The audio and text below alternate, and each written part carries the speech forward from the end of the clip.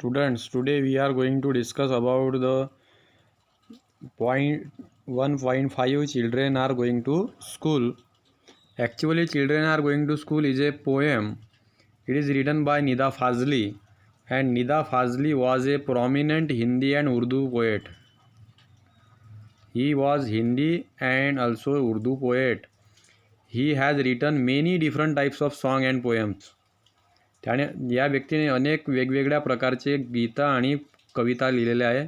He was honoured with the national harmony award. Student, national harmony award means people of the all religion all caste are living together and he attempted for this. That is why he was awarded by the government with national harmony award and he was awarded Padmashri by the government of India. लक्षात घ्या की चौथा मोठा civilian award जो भारतामधील आहे पद्मश्री, तो या व्यक्तीला मिळालेला आहे. म्हणजे एक महान असं व्यक्तिमत्व भारतामधील आहे. In this poem he paint a beautiful picture of. Paint बघा, रंगवणे, पेंट म्हणजे रंगवणे. अ ब्युटिफुल पिक्चर, सुंदर चित्रण केलेलं आहे. Early morning when children go to school.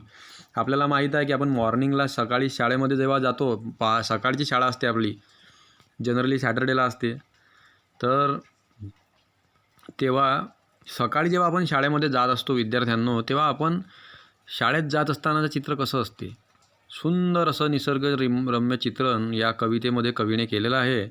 पण ही कविता शिकण्याआधी आपल्याला येथे वॉर्मिंग अप बघायचं आहे. तर आपल्याला म्हटलेलं आहे think of the following everyday occasion, म्हणजे दैनंदिन घटना ही आहे. Describe what you experience in your surrounding using at least 2 of your 5 census. तुम्हाला 5 सेन्स आहे, तुम्हाला माहीत आहे, डोळे, नाक, कान, जीभ आणि त्वचा. Eyes, skin, nose, ears, like that. आणि यापैकी कोणत्याही 2 सेन्सचा वापर तुम्हाला करायचा आहे. आणि सकाळी तुम्ही उठता तेव्हा तुम्ही यापैकी काय करता बघा. व्हॉट यू सी, तुम्हाला काय दिसते रस्त्याने शाळेत जाताना. व्हॉट यू स्मेल, आता सकाळी शाळेत जाताना म्हणा किंवा सकाळी पहाटे उठल्यानंतर म्हणा. व्हॉट यू सी म्हणजे तुम्ही काय पाहता. व्हॉट यू स्मेल म्हणजे तुम्हाला कशाचा सुगंध येतो. व्हॉट यू हिअर म्हणजे तुम्हाला काय ऐकू येते पहाटे. What you feel or touch, तुम्हाला त्याचा स्पर्श कसा जाणवते. What you taste, seeds delicious sour. बघा, ओकेजन आहे. Describe your emotion feeling along with your 5 sense or experience. बघा, ओकेजन आहे very early morning before sunrise. सूर्योदय होण्याच्याही आधी पहाटे. काय दिसते, कशाचा स्मेल येतो, काय ऐकता, कसं वाटते आणि काय टेस्ट येते. तर बघा, very early morning before sunrise. आता मला काय वाटते ते मी तुम्हाला सांगतो. तुम्हाला काय वाटते, तुम्हाला काय निसर्गामध्ये जाणवते हे तुम्ही तुमच्या नोटबुकमध्ये लिहायचं आहे. Everything is calm and quiet. Few people seen on the road. The cocks are crowing. The birds are chirping. Sweet sound refresh our mind. The atmosphere was pleasant. We feel very fresh in the morning. असं मला वाटते. त्यानंतर बघा, early morning at or little after sunrise. सकाळीच परंतु सूर्य उगवल्यानंतर. Most people are fully awake. They start their works. The sound of their activities R heard. Tender rays of sun makes the atmosphere warm. Like that. At the time of school prayer at assembly. म्हणजे शाळेमध्ये जेव्हा prayer सुरू आहे, prayer म्हणजे राष्ट्रगीत वगैरे आपण सुविचार वगैरे सांगतो, त्यासाठी असेंब्लीसाठी एकत्रित येतो, तेव्हा कसं वाटते नेमकं. The bell rings for the prayer. Student are praying devotionally. There is complete silence everywhere. There is a serene atmosphere. Students are prepared for their daily lesson. They move and to attend the assembly with great enthusiasm. विद्यार्थ्यांनो, आता उर्वरित 3 जे आहे lunch टाईमला तुम्हाला कसं वाटते. On the playground before sunset. म्हणजे संध्याकाळ होण्याआधी प्लेग्राऊंडवर तुम्हाला कसं जाणवतं, झोपण्याच्या वेळी तुम्हाला what you see, what fragrant or aroma, what you hear, हे तुम्हाला आता हे नोटबुकमध्ये तुम्ही लिहून बघा आणि वरील एक्सपिरियन्ससुद्धा तुम्ही तुमच्या शब्दामध्ये लिहू शकता. त्यासाठी तुम्ही इथल्या शब्दांचा वापर करू शकता. Strong wind, light breeze, bring sunlight, hot sun, dark, pitch dark, pleasant, cool, cold, hot, warm, bird chirping, bell, horn, whistle, sweet song, noise, quiet, serene, nice, noble, free, delicious, etcetera. हे शब्द खूप easy आहे म्हणून याचा मराठीमध्ये meaning सांगणे मला आवश्यक वाटत नाही आहे विद्यार्थ्यांनो. नंतर आपल्याला म्हटलेलं आहे what do you see on the way of your school every day. जेव्हा तुम्ही दररोज शाळेत जाता, मग ते सकाळी असो की 10 वाजता असो विद्यार्थ्यांनो, अर्ली मॉर्निंग असो की मग मॉर्निंग असो, तुम्ही जेव्हा शाळेत जाता तुमच्या घरून किंवा तुमच्या गावातून शाळेपर्यंत पोहोचेपर्यंत तुम्हाला रस्त्याने काय काय जाणवतं, काय काय दिसते. लिस्ट लिस्ट म्हणजे लिहा. ॲटलिस्ट म्हणजे कमीत कमी 5 of this places or people. काय काय लिहायचं आहे? 5 कोणती स्थळं ठिकाणं दिसतात आणि 5 कोणत्या प्रकारचे लोक तुम्हाला दिसतात. तर प्लेसेसमध्ये आपण लिहू शकतो vehicle, shops, temples, building, trees. आणि पीपलमध्ये लिहू शकतो ग्रीन गॉसर तुम्हाला दिसते सकाळी, स्वीपर दिसतात, वर्कर्स दिसतात, मिल्कमॅन दिसतो, स्टुडंट दिसते. ॲक्च्युअली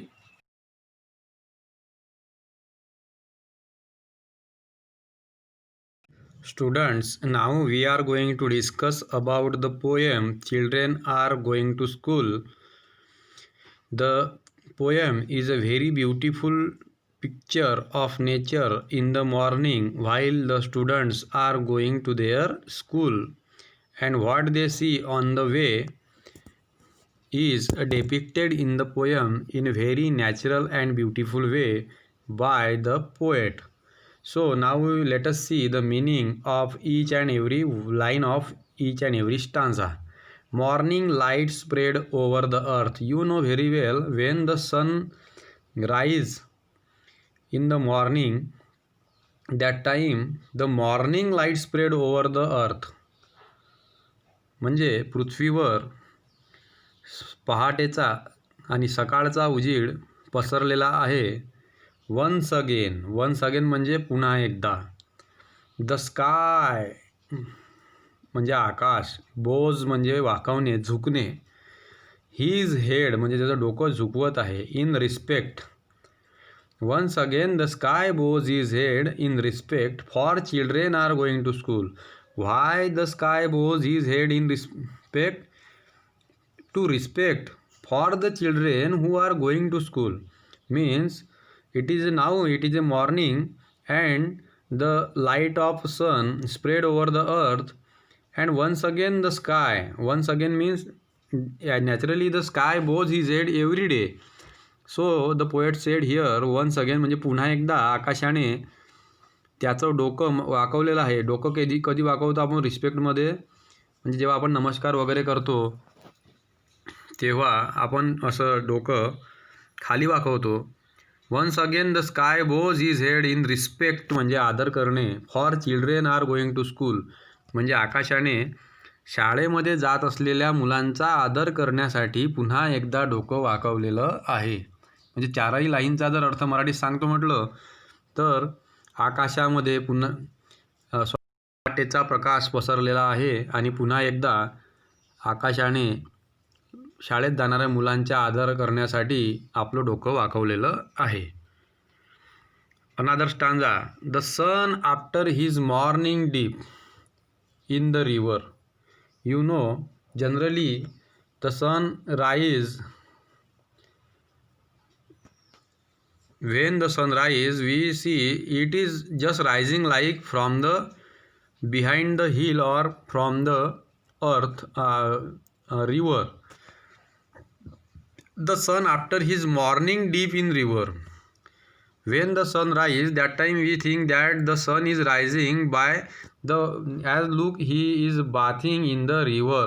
जणू काही सूर्य नदीमधून डुबकी मारून बाहेर आलेला आहे. जणू काही सूर्यसुद्धा नदीमधून आंघोळ करून बाहेर आलेला आहे.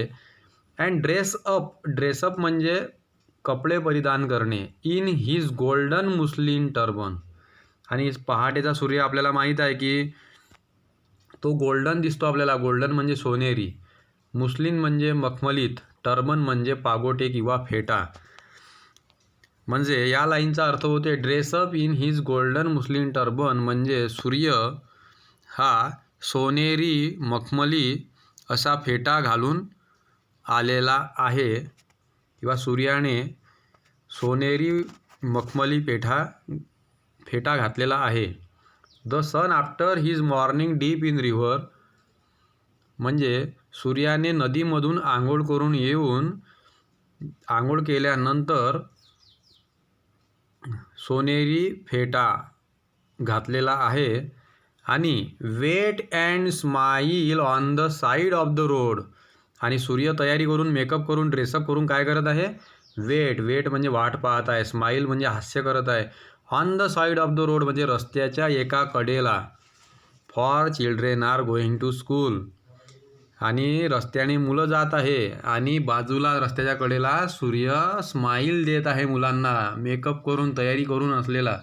एखाद्या कार्यक्रमात कसं आपण तयारी करून पाहुण्याचं स्वागत करण्यासाठी गेटवर उभं राहतो, तशा प्रकारे रस्त्याच्या कडेला सूर्य उभा आहे असं चित्रण कवीने केलेलं आहे.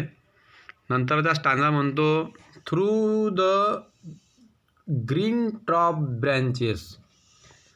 थ्रू म्हणजे त्यातून, ग्रीन टॉप ब्रँचेस म्हणजे हिरवीगार शेंड्या असलेलं फांद्या, म्हणजे झाडाच्या फांद्यावरचा जो वरचा भाग आहे, ज्याला आपण शेंड्यावरचा भाग म्हणतो, तो हिरवागार आहे.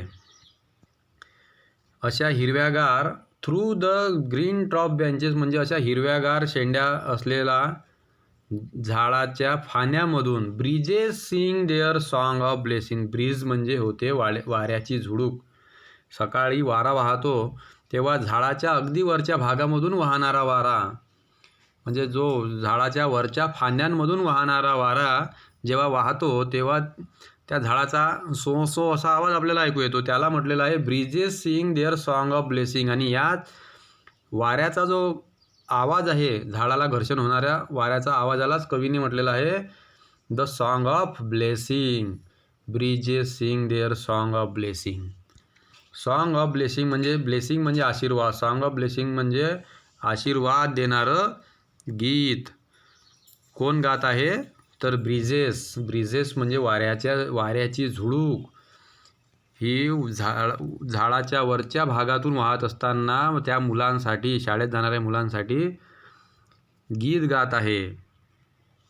फ्रॅग्रंट फ्लॉवर म्हणजे सुगंधी, फ्लॉवर म्हणजे फुलं.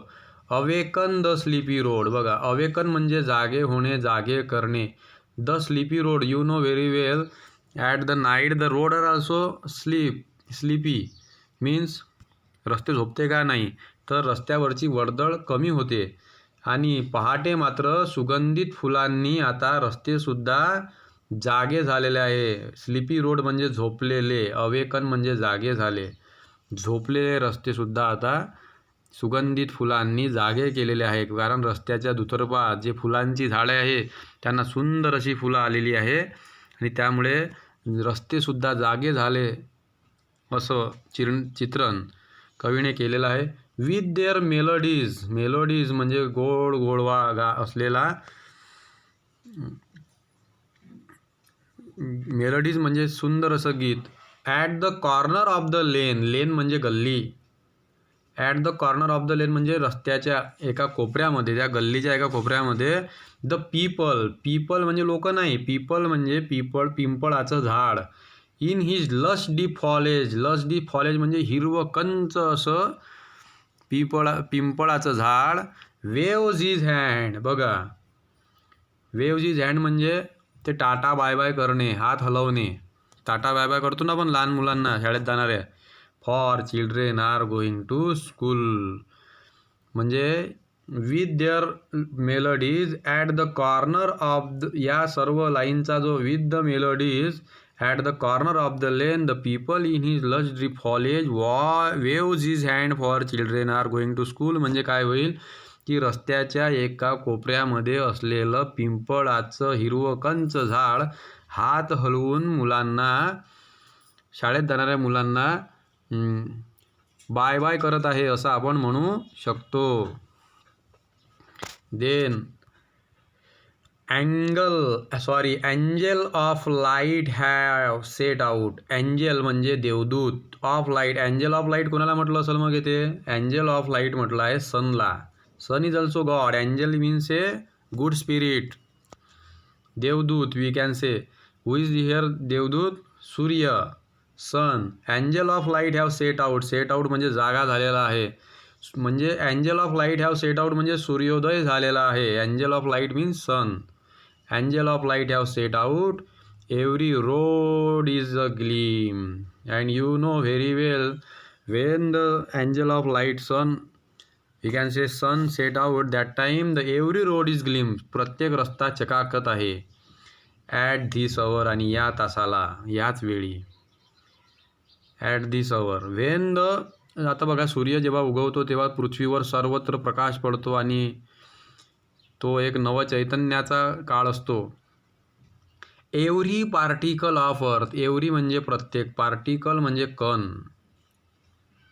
ऑफ अर्थ म्हणजे पृथ्वीचा प्रत्येक कण.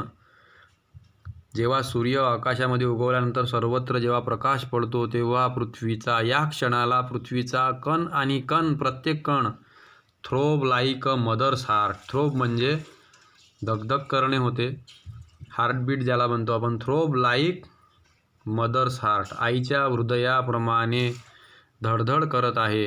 कारण की sun rays are the life. Sun is a life for the earth and all the animals or plants or all living creature on the earth. For the all living creature on the earth, sun is life. Sunlight is a life for us. You know very well की सूर्याचा प्रकाशामुळे पृथ्वीचा कण आणि कण आईच्या हृदयासारखा धडधड करत आहे. म्हणजे पृथ्वीसुद्धा जिवंत रूप पृथ्वीला आलेला आहे. Time sitting on the old roof, आणि वेळ हा एका जुन्या अशा छपरावर जाऊन बसलेला आहे. Flies pigeon in the sky, आणि सकाळी पिजन म्हणजे कबूतर सुद्धा आकाशामध्ये उडत आहे. For children are going to school, म्हणजे angel of light have set out म्हणजे सकाळी जेव्हा सूर्य उगवला आहे तेव्हा पृथ्वीवरचा रोड आणि प्रत्येक रस्ता प्रकाशमान झालेला आहे. आणि या क्षणी पृथ्वीचा प्रत्येक कण आईच्या हृदयासारखा धडधडत आहे. आणि मुलांचं स्वागत करण्यासाठी वेळसुद्धा थांबलेला आहे. आणि आकाशामध्ये पक्षीसुद्धा उडत आहे, कबूतर उडत आहे. कशासाठी? तर लहान मुलं जी शाळेत चालली आहे त्यांचं स्वागत करण्यासाठी. ट्रान्सलेटेड फ्रॉम द बच्चे स्कूल जा रहे है बाय निदा फाजली. निदा फाजली यांची बच्चे स्कूल जा रहे है या कवितेचं इंग्लिश ट्रान्सलेशन ही कविता आहे. It is a very good poem.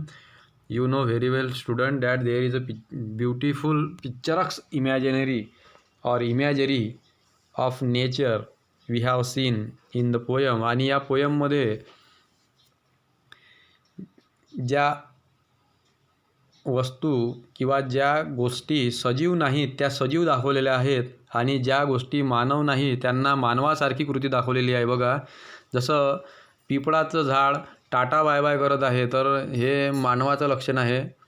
It is a पर्सॉनिफिकेशन. Figure of speech आहे ती पर्सॉनिफिकेशन. कोणता अलंकार आहे त्या लाईनमध्ये? तर पर्सॉनिफिकेशन.